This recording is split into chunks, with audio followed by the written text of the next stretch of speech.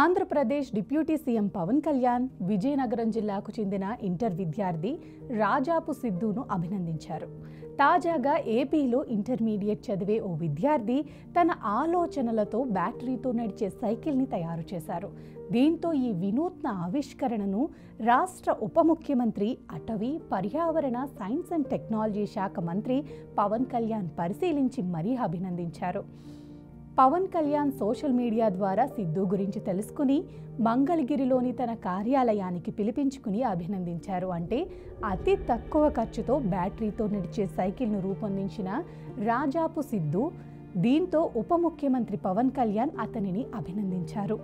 Intermediate విద్యార్థి రూపొందించిన వినూత్న ఆవిష్కరణను పరిశీలించారు పవన్ కళ్యాణ్. ఆ యువకుడి ప్రతిభను పవన్ కళ్యాణ్ మెచ్చుకున్నారు. మెచ్చుకోవటమే కాకుండా స్వయంగా సైకిల్పై అతన్ని కూర్చోపెట్టుకుని పవన్ కళ్యాణ్ నడిపారు.